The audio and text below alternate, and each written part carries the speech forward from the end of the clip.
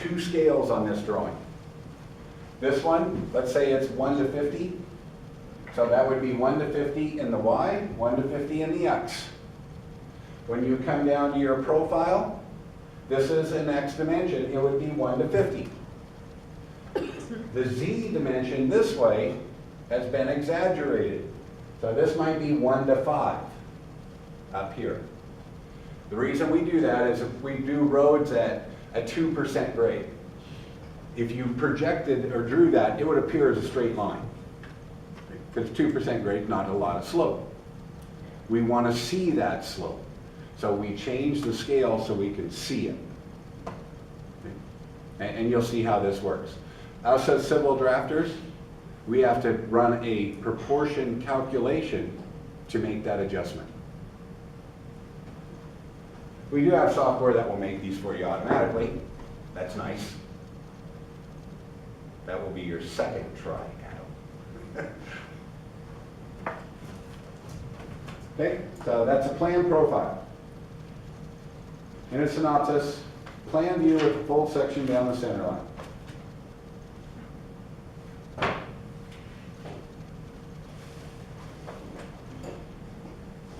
Details. We've seen these before, removed sections, right? We just did a few of them for architectural. We have the same thing here. Most of our maps are such scale that we cannot show adequately small areas. Like in this case, 1 1/4 inch area that we're putting some type of base in there. So we do details. Notice all the dimensioning on this. What's your data on this drawing? Where do all the dimensions get pulled from? What's that, Declan? The center? Yeah, it's center line. Almost always on our projects, we base off of a center line. Because we stake that one in the field and then everybody measures from it. So you'll see this over and over again. If I'm putting a culvert in, I might show it here, but I start with the center line and dimension to it. The center line of the project. This is a typical road one right here. You can have a bunch of those up.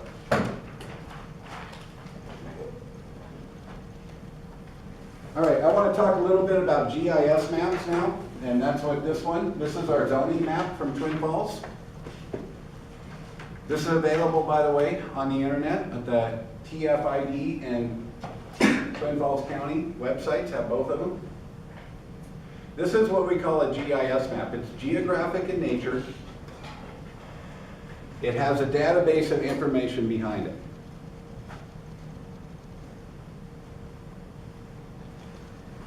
This copy is kind of weird. I've got the original. Let me pull that up so you can see it on the screen, because it's a colored map.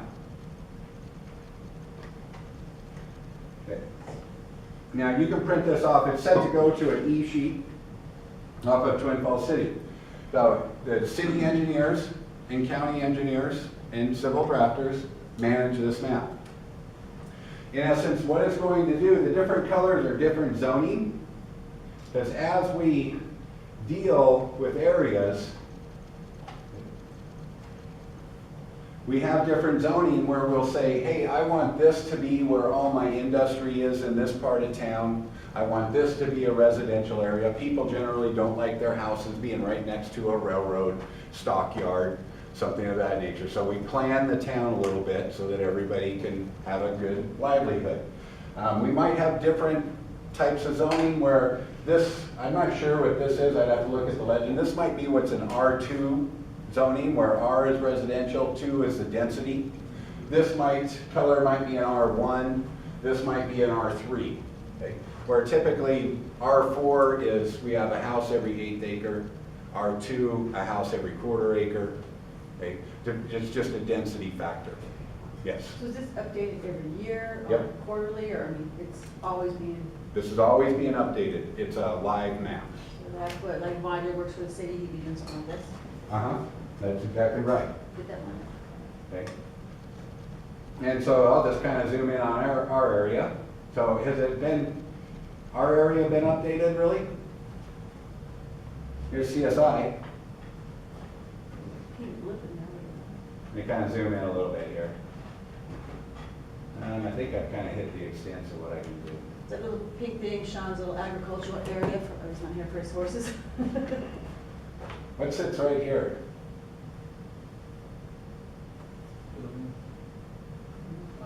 Is that us? Yeah, Juan's desk. Oh. It sits right there. Oh. The attic building's not on here, the softball fields haven't been updated. They're waiting for CSI to give them that information, CSI hasn't given it to them. Or private industry hasn't been done. Now, notice all these. These have all been updated because these are taxing districts. Okay? So, governments would always trace the money. If I had a new drafting club, send a thing over there and fix it. Yeah. The last time, by the way, last time I downloaded this map was about 2 years ago. Now this one here is probably 2 years old. Now we're starting to see this cream colors are R2, yellows are R4. Let me go to the legend on this. You can kind of see that, because you will have these that you're dealing with. Okay, so they try and do color. Now this is what we call GIS, right? Global Information System. So all this is managed with the database.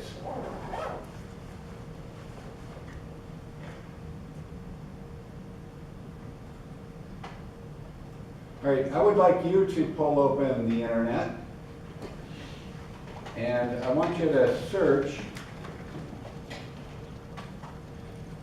for Twin Falls property boundaries.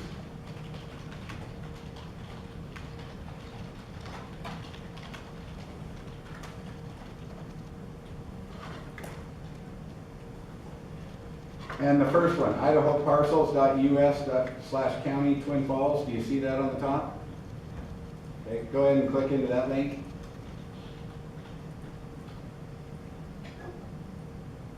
Our assessor manages this one for our area.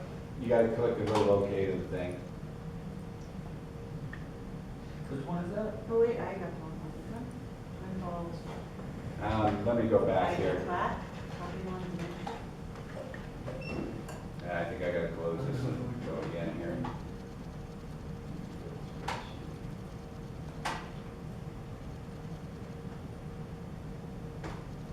Okay, so it was my top one, idahoparcels.us/county/Twin Falls. I didn't get that.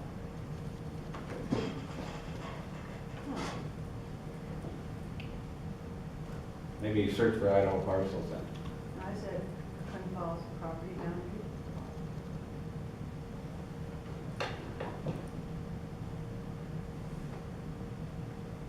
Oh, Okay. Might not be your first choice, I don't know, yeah. Okay. because your searches are Might as well go. managed based on what you look for. Okay, then let's zoom in on Twin Falls.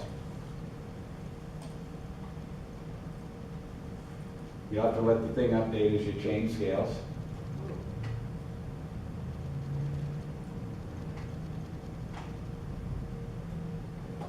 And I'm just gonna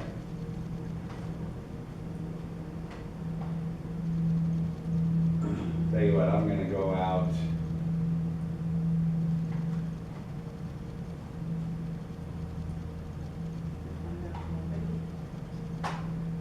And look at these lots. Okay, so I'm out by the canyon. I think you're kind of familiar with these two lots. Okay, so these are the one in the subdivision we went out and looked at. So now this is the parcel number. That's your taxing number. You can show a bunch of different things on the left. And this is how you would look something up and get something off the assessor. Come in and identify. I'm going to identify this one right here. And it comes in and it says, hey, here's your address. Here's the guy who owns it. This is Richard Ketchter. He owns this. Here's your legal description. Canyon Mist, oh, I'm in the wrong subdivision. I'm in Canyon Mist right across the street. It's 1.3 acres.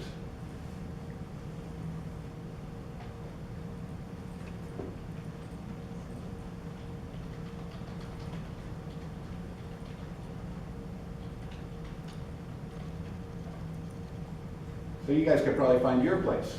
If you own it, it will have your name on there. Whether you know it or not, you're out there for everybody to see.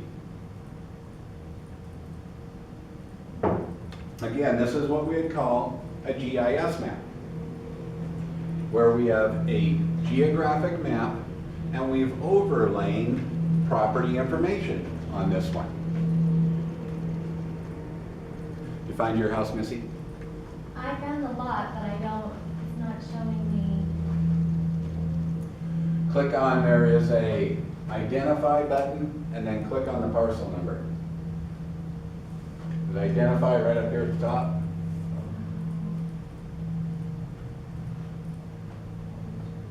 I think really all you gotta do is click inside the shade. Are you on there? me. Yeah. Or I'm not, my husband is, of course. Dang, such an unfair world. It is so unfair. No, it's not. You own half that. You can also get a bunch of other information off of here. So good places to start. Now, certainly, this is all these maps we've seen to date, they're really kind of conceptual, right? We do it for the concept at the start. If we want to do a design project on one of these, nothing's going to replace you getting out in the field or having your surveyors on the field or an engineering tech on the field, whatever the case, because you will have to gather information. And ultimately, when we do build something, we've got to get sub-inch, we've got to get out there and physically do it. There's nothing on here that will get that close. You have Google Earth, which we've looked at a few times. Google Earth has measuring tools, we'll give you all that. It'll even somewhat show you the contour of the land. But again, it's not exact. In fact, it is forced to be a little bit inexact by the military, because we don't want people to be able to get that close. By the way, if you do have Google Maps, there is a professional license you can buy as a company. They do a security check on you, and then they give you the updates or the distortion that's been given, so your stuff is real time. But not just anybody can get that. You couldn't as a private individual. You would have to be a company, like a civil engineering firm. All right, so there's a good idea of some GIS maps. I want to go to one more. I think we've really only got 2 other maps left in this thing. Did any of you see any of these yesterday when you took the opportunity to look through USGS.gov? This is a geologic map.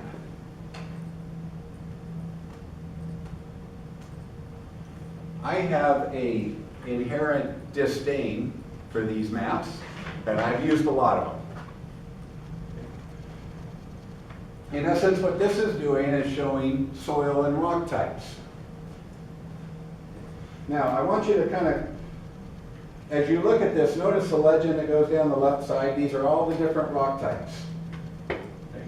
Now, as you look at this map, where do you see the different shapes or the different colors? You mostly see them right through here, don't you? Okay. Snake River, this is the Hickerman Valley.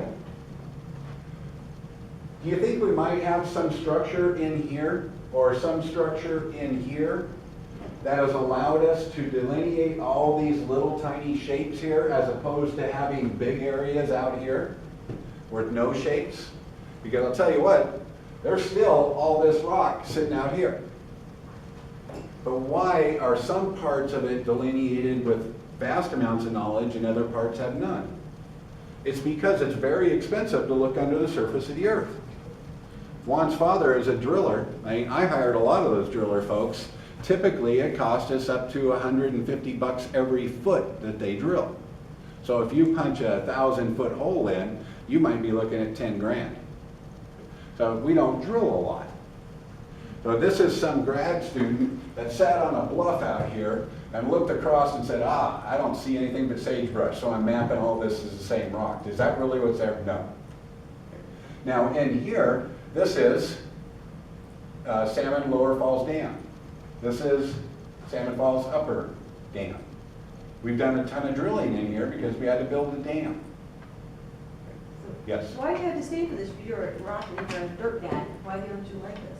Would this be exciting for you?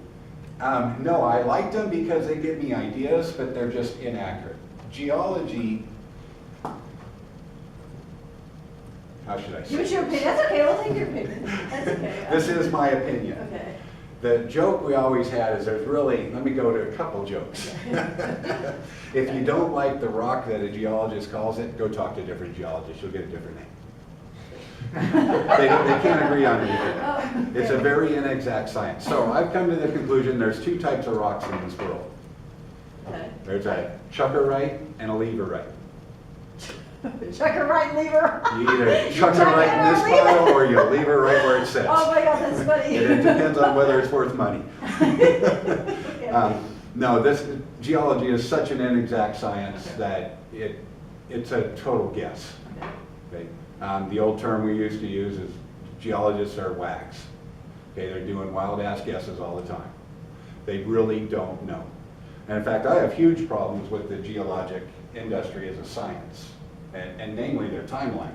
I totally don't agree with that. I've never seen anything that scientifically it's valid. Never. Now that's my personal opinion. You'll have somebody else say, oh, the timeline that they use millions and millions of years and all this is valid. No, but I'll argue that all day. But you as a miner, don't you use these maps to go out and say, I'm gonna start digging here? No, we contribute to these maps because we drill the heck out of everything. But you don't use those to go drill? I mean, No, how do you find your this spot? would be used in the exploration Oh, okay. to look. We could look and say somebody sees a bunch of iron over here, that's a good place to go look if I want to do an iron ore mine. So Now, those once are- we get there, then we're gonna go out to the field, and we're gonna send our techs, we're gonna send our drillers, and we're gonna get a very detailed picture. When you look at geologic maps off the USGS, you're gonna see this, and that's why I'm bringing it up. You're gonna see little pockets that are very well defined. Well, go to a geographic map, and I'll bet you $100 there's a mine sitting there, or a dam, or something that caused us to spend the money to look under the surface of the earth. Everything else is a total guess. Let's say, okay, Right. so you guys wanna go mine silver, you're just gonna go, oh, I'm gonna go check over here, I mean, aren't you gonna go to something like this? Sure, I go Start to a with. magnetic map. To start with, okay. And in fact, I use, off of the USGS, I use their magnetic maps all the time. Okay. It's an aerial flight that they've done where they check the magnetics of the crust of the earth. And metals have Yeah. magnetics. Okay. So I look for that. But I do some, in fact, I'll be up in the hills prospecting here in a month. And I use their stuff in Okay. Central Idaho on it. But enough of my beating up of geologists today. I like that. Right, The thing is, areas of them will be very accurate, areas of them will be not so accurate. That's probably the better way to put it. Okay. Notice the absence of all man-made features. Do you see that dam on there? Do you see that? No. You need to overlay this over geographic maps of the same scale to be able to relate it to something else.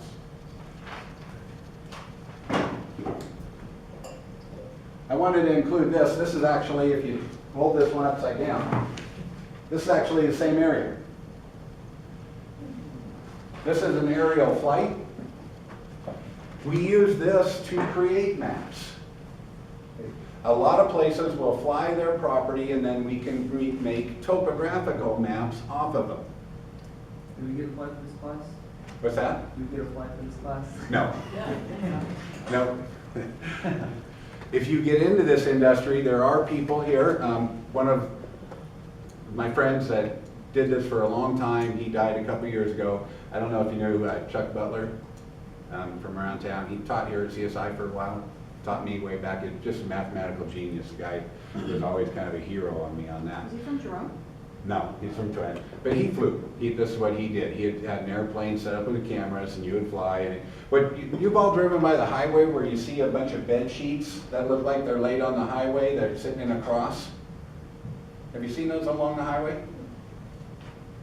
They're pretty big. No, on all highways. You don't see them all the time. They'll be up just for a brief period of time where somebody has gone and they've taken white plastic and put a big cross That's for this. out in the middle of the lane. And then they survey that point and they know the elevation of it. And then you fly it, take pictures of it, you know where that point is. And then you can use software to build a topo map off of it. CSI flies this site every 2 years. They fly this campus to get an updated topo map. When we were mining, we flew twice a year. And it would tell us our stockpile sizes, everything, because we could compare the topo map from one flight to the next. So this is pretty cool stuff. This is, you can use a stereo plotter to plot these. You can use a stereoscope. That's the device I was talking about yesterday. That this would pop out. If I had a stereoscope, I would have to have 2 of these pictures laying side by side, and I'd see this canyon. I'd see the walls. It would be all 3D.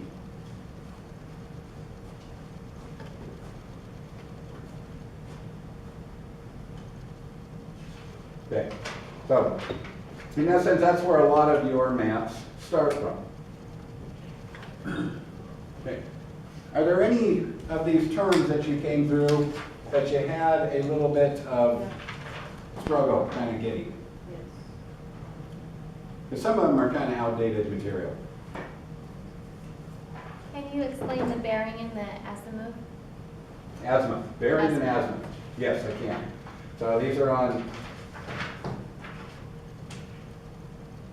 the next page. Now you have 3 terms there right in a row that are all related. You have a traverse, you have a bearing, and you have an azimuth.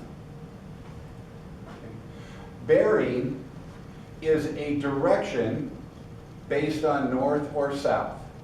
Okay? So it's a direction, it's an angle. An azimuth is the same thing, except that it's listed as northing easting. Remember when you did your pipe stuff, when we measured in the pipe room, that we went, when we were going north, our numbers got higher as we went east? That's an azimuth. You were doing an azimuth measurement based on an XY grid. The bearing is for the polar system, it's an angle. Both of those are used to define legal property boundaries that are used in a traverse, where a traverse is a path around a polygon to define a boundary. Okay, so remember when we did the property description, we drew on the site plan, and it said go north 89 degrees, 23 minutes, 53 seconds west? Okay, that's your bearing, but it's also said go 127 feet. Okay, but that's your azimuth, because that's specking you out. So you got azimuth and bearing. They are both used in a traverse to define a boundary.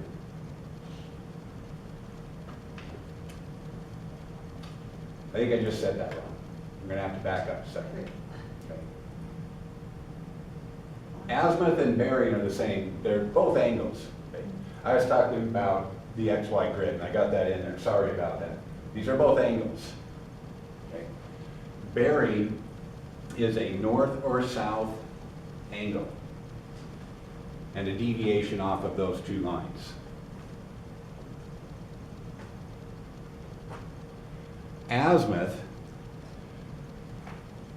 we're actually going to do this later on. Azimuth is going to be based only on north or south. So the thing you might want to really kind of think about, bearings are accurate enough we can use them for property, azimuths are not. Now, you either have a north azimuth or a south azimuth, that's it. It's based on the magnetics of the pole. It's still an angle, the same as a bearing. But if I'm south of the equator and I pull my compass out, it's pointing towards what is it, Antarctica or Arctic? Yeah, the Antarctic's in the southern hemisphere, right? So if you're south of the equator and you pull a compass out, it points south. The north or west? Yeah, because that's where it's pointing. That's the magnetic pole that's closest to you. If you get north of the equator and you pull the compass out, the north arrow is going to point north because we're going to the Arctic. So the azimuth depends on the hemisphere of the planet you're on, I guess. I'm kind of butchering this. They're both angles. Bearings are used for property descriptions, azimuths are used to locate yourself on the planet. Maybe that's a better way to put it and walk away from it right now. Did anybody see a good definition Yeah. on that? No. Not really? Well, I was kind of on saying that, so the bearing of the line is the accurate horizontal angle between a reference meridian and the line. The Yes. angle is observed from either north or south towards east or west to give a reading angle less than 90 degrees. That's a good description of the bearing. And then the azimuth is the direction of the celestial object from the observer, expressed as the angular distance from the north or south point of the horizon to the point at which a vertical circle passing through the object intersects the horizon. That would probably be a pretty good description too, where you say that vertical circle is really derived from our magnetic poles of the planet. Okay. Okay. And sometimes when you search, they come both of them in the same Yes. area. Yeah. Mhm. Yeah, we actually work in bearings with properties here, but we also work in the north azimuth because we're north of the equator. If I was in Australia, I could still use bearings to locate property lines, but I would be under a south azimuth. Okay. Maybe that's the better way to kind of think of this. Okay. I think I might have just clouded the waters there a little bit. Missy, I hope I, No, I mean, it's better than what I read yesterday, so. okay. They're both angles.